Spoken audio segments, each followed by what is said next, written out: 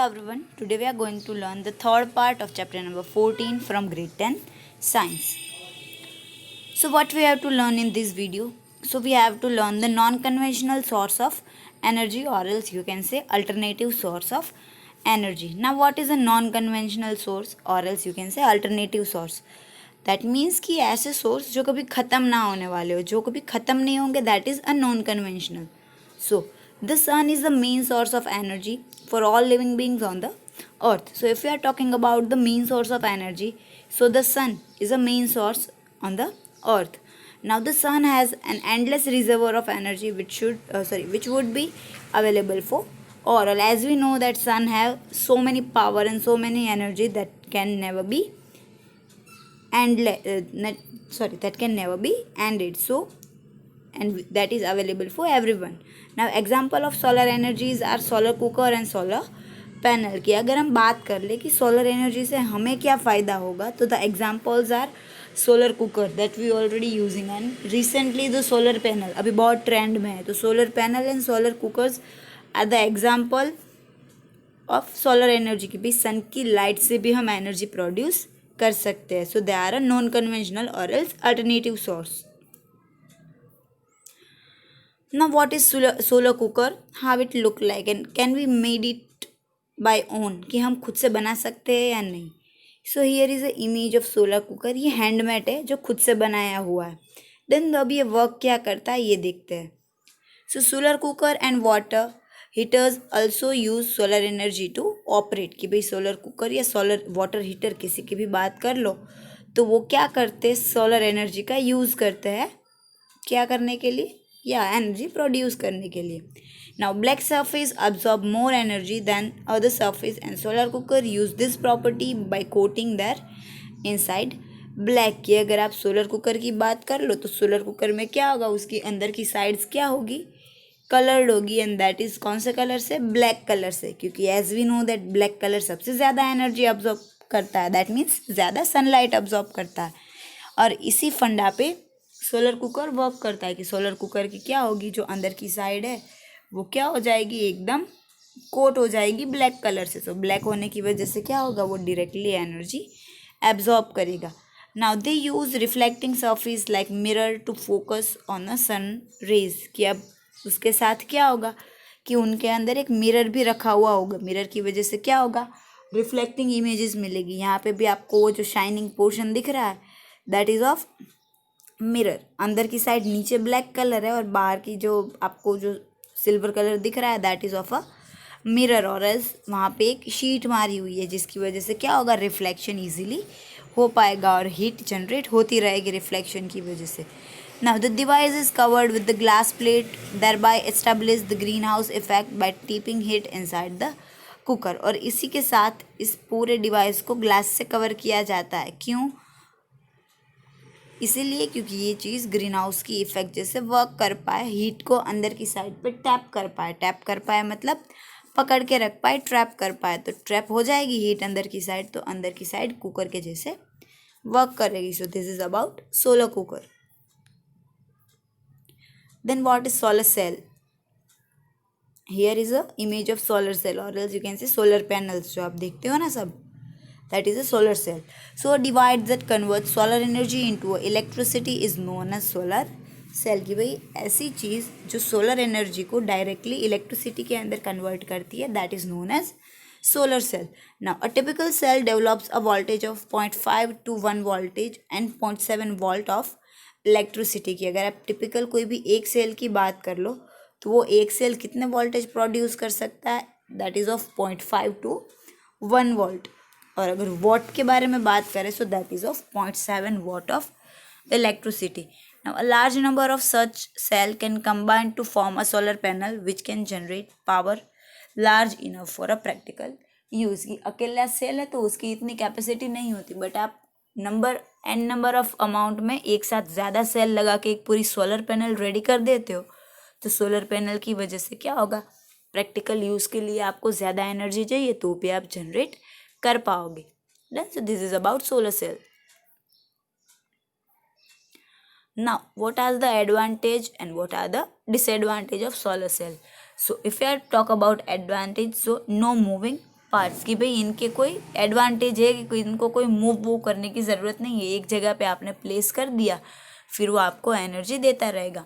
Require little maintenance की, इसको बहुत मेंटेनेंस की भी ज़रूरत नहीं है कि भाई आपको कुछ कुछ देर के बाद देखने करने जाना पड़ेगा, ऐसा कुछ भी नहीं है। Can be set up in a remote areas, कि आप कहीं भी इसको सेट कर सकते हो। इसके लिए नॉर्मल लैंड की या तो फिर प्रॉपर ज़्यादा जगह की ऐसे कुछ ज़रूरत नहीं है। आप रिमोट एरिया मतलब कोई भी एरिया में उसको प्लेस कर पाओगे, बट उसके डिसएडवांटेज भी होंगे। So requires a special grade silicon which is not easily available. कि सोलर सेल का डिसएडवांटेज क्या है कि इनको बनाने के लिए सिलिकॉन की रिक्वायरमेंट होती है, जो high level high grade silicone होता है उसकी, और वो इतना इजीली मिलना अवेलेबल नहीं है। Then use of silver fall interconnection makes it expensive, और सोलर सेल बनाने के लिए सिलिकॉन की ज़रूरत है। हमने पहले ही बोला, एक तो इजीली मिलता नहीं है और मिलेगा तो भी महंगा मिलेगा। सो सोलर सेल थोड़े क्या हो जाते हैं, एक्सपेंसिव हो जाते हैं। अब यूज़ कहाँ पे होते हैं, तो रिसेंटली हम देखते ही है ट्रैफिक सिग्नल्स के ऊपर, कैलकुलेटर के ऊपर एक सोलर पैनल की पट्टी आती है, that artificial satellites, space probes, then mini toys are fitted with solar cell की। ये सारी ऐसी चीज़ें हैं जिनके अंदर सोलर सेल यूज़ होता है। देन ना कौन सी इमेज है, राइट, वाटर, ओशन की इमेज है। So now we have to learn about the energy which is gained from ocean, and that energy is known as energy from the sea, or else you can say tidal energy.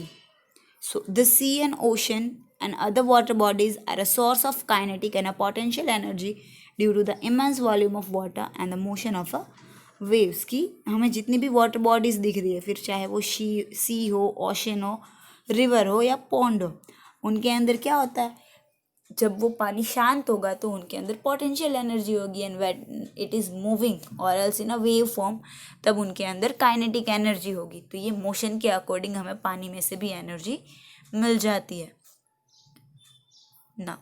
Tidal energy, as I told you that tidal energy क्या होगी कि हमें water में से जो energy मिल रही है, water के अंदर टाइड्स आने की वजह से जो एनर्जी मिलेगी, that is tidal energy. So tides are variations in the level of water due to the gravitational pull of the moon. कि भाई टाइड्स क्या होती है, तो वाटर के अंदर जितने भी बोलते हैं ना कि वेरिएशन लेवल्स आते हैं, किसकी वजह से, यस, ग्रेविटी की वजह से। और वो ग्रेविटी किसकी वजह से इफेक्ट करेगी, मून की वजह से। कि भाई मून की ग्रेविटेशनल पुल की वजह से जितने भी इफेक्ट आता है उनकी वजह से क्या होता है, पानी के अंदर टाइड्स आती है। Then the phenomena of rise and fall of water level or high and low tides and the difference in a sea level gives tidal energy. और अब बहुत बार हम देखते भी ओशन के अंदर कि भाई कभी कभी टाइड्स बहुत बड़ी आती है, कभी कभी टाइड्स छोटी आती है, कभी उनका लेवल बहुत हाई होता है। तो ये जो हाई लो होता रहता है ना, पानी की स्पीड वगैरह, उनकी लेंथ वगैरह टाइड्स की, तो उनमें से आपको टाइडल एनर्जी मिल सकती है। Then tidal energy is obtained by constructing a dam near the narrow opening of the sea. When the tides set in, it moves the turbine which directly produce electricity. It is limited to place near the sea. अब tidal energy अगर आपको generate करनी है तो आप क्या कर सकते हो कि किसी भी वाटर बॉडी के आस पे कहीं पे डेम लगा सकते हो कि जिनकी ओपनिंग नैरो हो, मतलब नैरो ओपनिंग हो, दैट मीन्स कि कम जगह से पानी जाता हो, वहाँ पे क्या कर सकते हो, आप डेम लगा सकते हो। अब क्या होगा, टाइड आई है तो जैसे ही वो टाइड सेटल डाउन होगी, शांत होगी, तो जैसे ही टाइड ऐसे नीचे आएगी, तो अगर वहाँ पे आपने टर्बाइन्स लगा है तो टाइड नीचे आने की वजह से क्या होगा, टर्बाइन मूव होगा और डायरेक्ट इलेक्ट्रिसिटी प्रोड्यूस हो जाएगी। हाँ, बट ये एक चीज़ है कि आपको ये सारी चीज़ें करने के लिए जगह कहाँ पे ढूंढनी होगी, सी के आस पासों में, मतलब समंदर के आसपास में जगह ढूंढनी होगी। Done. Now, the wave energy. So waves possess a lot of kinetic energy that can be harnessed to produce electricity. कि भाई समंदर के अंदर जितने भी वेव्स आते हैं तो इन वेव्स के अंदर भी काइनेटिक एनर्जी होती है, क्योंकि पानी मूविंग कंडीशन में है। तो मूविंग कंडीशन में होने की वजह से उनके अंदर काइनेटिक एनर्जी होगी, और वो काइनेटिक एनर्जी से भी इलेक्ट्रिसिटी प्रोड्यूस की जाती है। Then waves are generated by strong winds blowing across the sea. अब वेव्स किस तरीके से जनरेट होते हैं कि भाई सी के अंदर तो पानी होता ही है, तो इस पानी के ऊपर बहुत ज़्यादा अमाउंट से विंड जाती है तो विंड की स्पीड की वजह से पानी के अंदर वेव्स जनरेट हो जाते हैं और उस वेव से आप काइनेटिक एनर्जी प्रोड्यूस कर सकते हो और इस काइनेटिक एनर्जी से इलेक्ट्रिसिटी प्रोड्यूस होती है. Then ocean thermal energy. Now what is ocean thermal energy? So difference in the temperature of water at a certain depth in ocean is exploded to obtain energy. Now temperature difference must be 20 degrees Celsius between the surface and water up to depth of 2 kilometre. अब ocean thermal energy क्या होगी कि भाई आप जैसे जैसे पानी की अंदर डेप्थ में जाते जाते हो, समंदर की ऊपर की सरफेस का पानी तो ठंडा होगा, बट जैसे जैसे आप समंदर के नीचे जाते जाओगे क्या हो जाएगा, पानी का टेम्परेचर चेंज होता जाएगा. नीचे जाते जाते पानी क्या होता जाएगा, गर्म होता जाएगा. So temperature difference must be 20 degree Celsius between the surface and water up to the depth of 2 kilometre.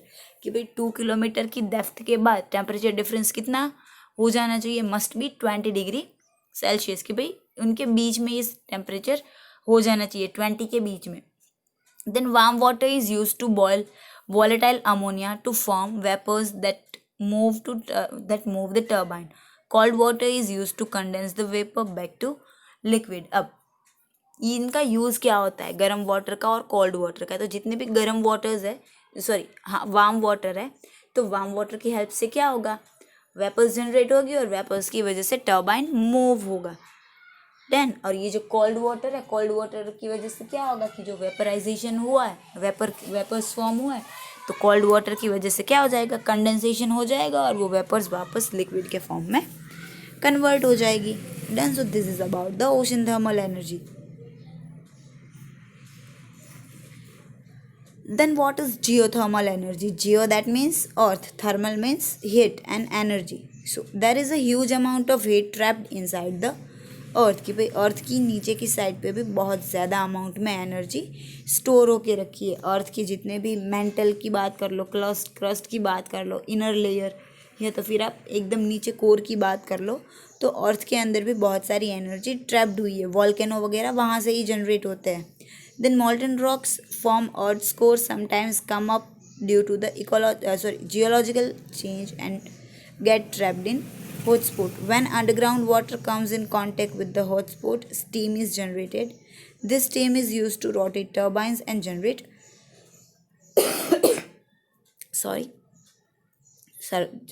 electricity. अब क्या होगा कि मॉल्टन रॉक्स की जितने भी पहले रॉक्स थे, उस मॉल्टन रॉक्स की वजह से अर्थ का ऊपर का कोर रेडी हुआ है.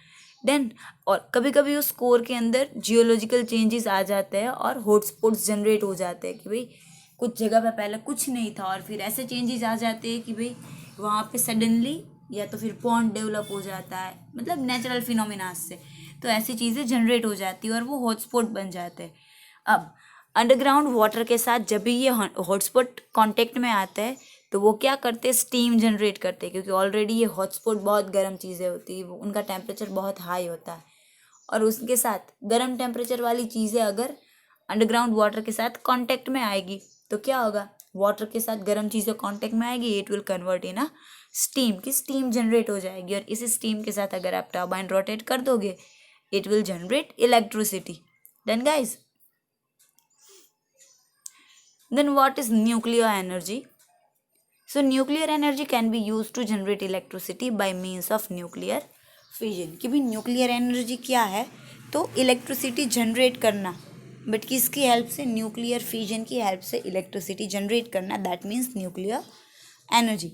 Now in a nuclear reactor, a nuclear fuel is used to carry out sustained fission chain reaction to produce electricity at a controlled rate. अब क्या होगा, there is a nuclear reactor are there. In nuclear reactor, nuclear fuel is added and a reaction can be carried out. Fission chain reaction is done and electricity is produced. अब होगा क्या reaction के अंदर, वो समझते हैं. तो यहाँ पे आपको एक इमेज देके समझाया कि पहले कोई एक कंपाउंड था, लेफ्ट हैंड साइड से देखते जाओ जहाँ पे आपको बहुत लाइट इमेज दिख रही है. तो वहाँ पे 23692 लिखा हुआ है, वहाँ से क्या होगा, न्यूक्लियर फिजन होगा, मतलब उनमें से बहुत सारे कंपाउंड एनर्जी यूज वो अलग होंगे। तो एक कंपाउंड टूट के जो अलग अलग कंपाउंड्स बनेंगे ना, उसके साथ एनर्जी भी लिबरेट होगी।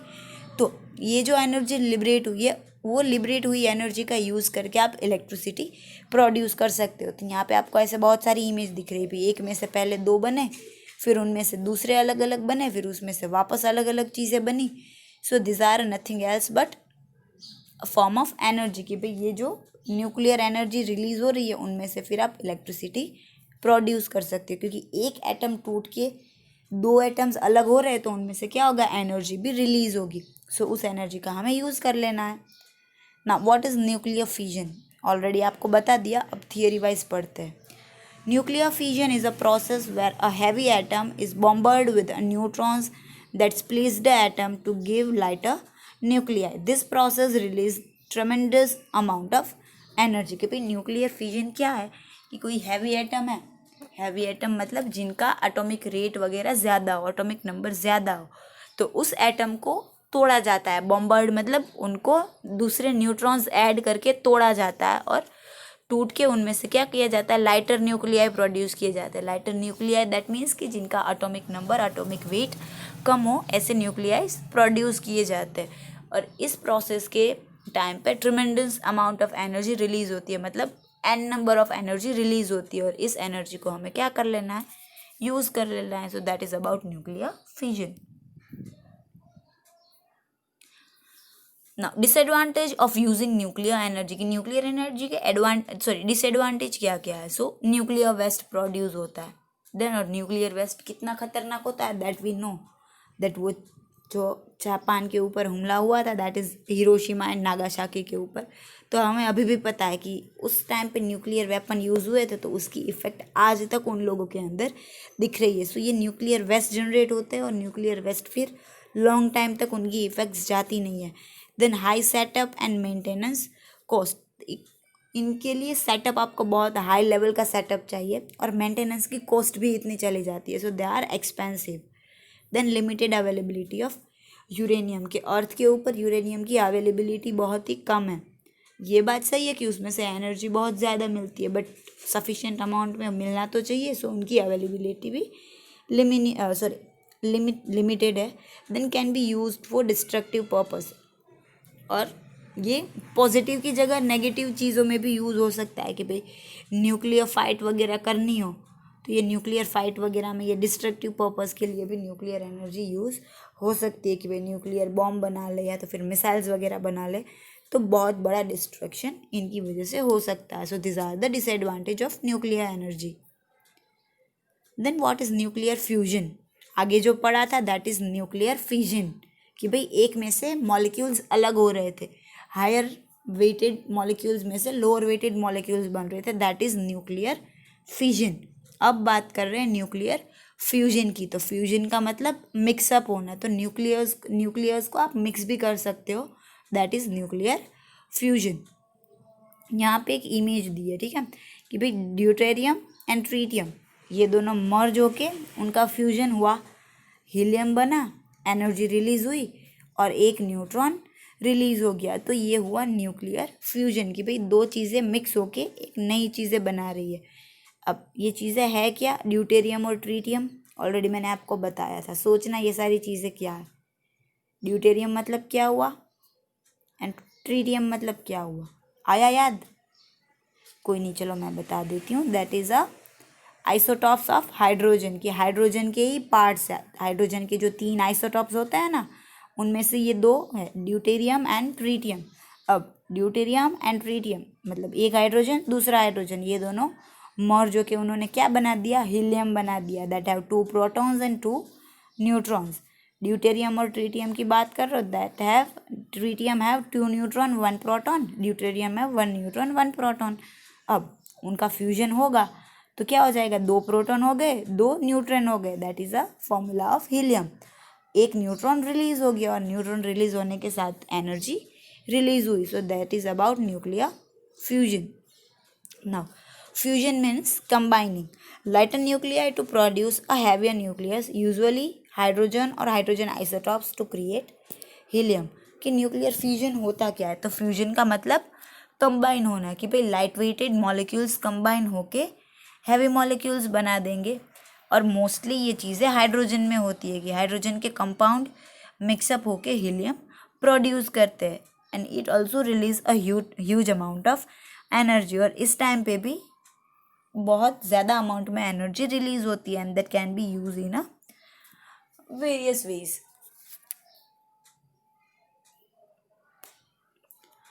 Now, what are the difference between the renewable and a non-renewable source of energy?